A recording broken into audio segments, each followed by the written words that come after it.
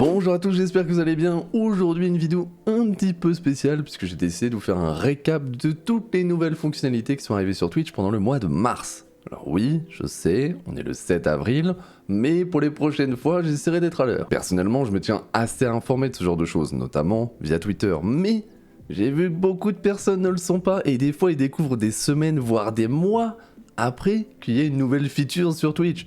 Ce qui est dommage parce que certaines sont vraiment cool. Donc c'est un petit peu un test aujourd'hui et si le concept vous plaît, je pourrais peut-être vous faire une vidéo tous les mois comme ça pour présenter tout ce qui est arrivé sur Twitch et pourquoi pas sur les autres plateformes à l'avenir. Donc n'hésitez pas à me dire en commentaire ce que vous en pensez, est-ce que ça vaut le coup de vous faire une vidéo tous les mois juste pour présenter des nouveautés ou pas. C'est vous qui décidez. Celui dont je suis sûr qu'il vaut le coup, c'est le plugin Own Pro qui permet d'installer en un clic des centaines d'overlays d'alerte sur votre OBS Studio. Et on ne parle pas d'overlays basiques faits sur Paint, non, on parle d'overlays professionnels avec des transitions animées et même en français pour beaucoup maintenant. Donc si ça vous intéresse, n'hésitez pas à cliquer sur l'inscription, c'est bien sûr un lien affilié, donc je toucherai une commission si vous souscrivez à un abonnement. Merci et bonne vidéo.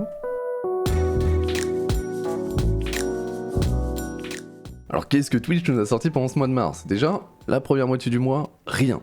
Ils étaient très certainement en vacances autour d'une piscine gonflable. Mais ils se sont rattrapés durant la deuxième moitié du mois, vous allez voir. La première nouveauté a été ajoutée le 23 mars et elle concerne une feature que vous connaissez bien maintenant et qui est apprécieux je pense de tous.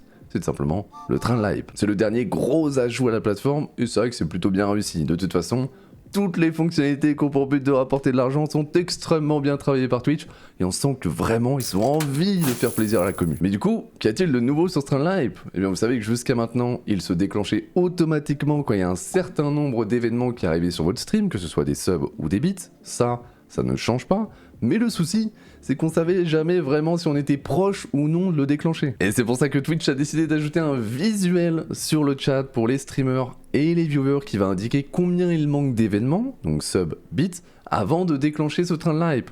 Comme ça donnera envie à certains de claquer le reste de leur porte-monnaie pour déclencher cette fameuse locomotive. Alors comme toutes les fonctionnalités sur Twitch, elle est actuellement en test sur certaines chaînes, notamment la mienne, donc si jamais je vois ce visuel avant la sortie de la vidéo, j'essaierai de vous le mettre dans la vidéo. Sinon, vous pouvez juste venir sur mon stream, claquer un sub, des subs, afin de potentiellement voir par vous-même à quoi ressemble ce nouveau visuel. Je me ferai un plaisir de vous aider dans cette démarche d'apprentissage. Blague à part, je suis assez content de cet ajout. N'hésitez pas à me dire en commentaire ce que vous en pensez. Est-ce que vous trouvez ça incroyable ou au contraire, on s'en fiche et on aimerait bien que Twitch se mette autant à l'ouvrage pour régler le souci d'IMCA. Donc ça c'était pour le train de hype. Maintenant on passe aux deux prochaines fonctionnalités qui vont toutes les deux concerner les prédictions sur Twitch. Encore une fois, une feature qui est sortie assez récemment et qui marche très bien. Peut-être trop bien. Pour ceux qui ne sauraient pas ce que c'est un système de pari où vous ne jouez pas de l'argent réel, mais des points de chaîne. Alors, c'est sympa, ça rajoute de l'interaction. En vrai, c'est cool. Mais c'est vrai que habituer les viewers à faire des paris, à jouer de l'argent, c'est pas forcément la meilleure des choses, je trouve, mais ça, c'est un autre sujet. En tout cas, c'est une fonctionnalité qui marche très bien et Twitch a décidé de travailler encore plus dessus pour vous sortir deux nouveaux ajouts ce mois-ci. Le premier ne va pas concerner beaucoup d'entre vous puisque c'est pour les viewers qui habitent dans des pays qui interdisent justement les jeux d'argent et dans ces cas-là, ces viewers vont pouvoir faire des prédictions sans utiliser de points de chaîne. En gros, les viewers vont pouvoir voter pour les prédictions mais sans dépenser de points de chaîne. Mais du coup, sans en gagner non plus.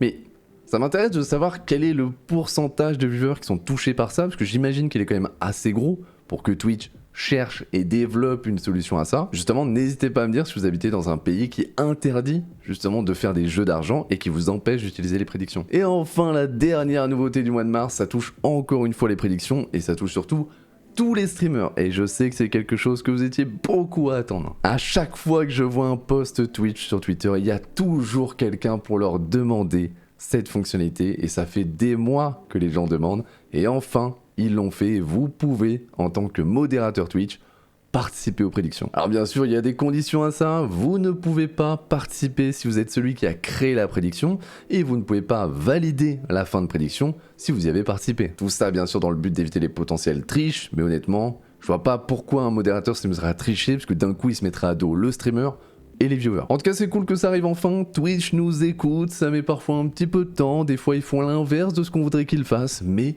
de temps en temps, les planètes s'alignent et Twitch nous sort de belles choses. Et voilà, j'en ai fini avec les nouveautés Twitch du mois de mars, n'hésitez pas, donnez-moi votre avis sincère en commentaire, Qu'est-ce que vous pensez de ce concept? Est-ce que ça vaut le coup que je fasse ça tous les mois?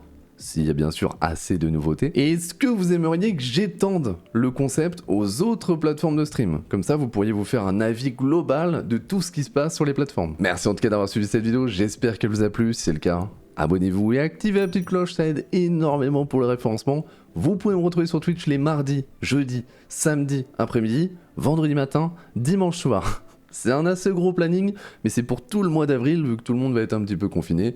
N'hésitez pas à passer. Et sinon, bien sûr, comme d'habitude, amusez-vous!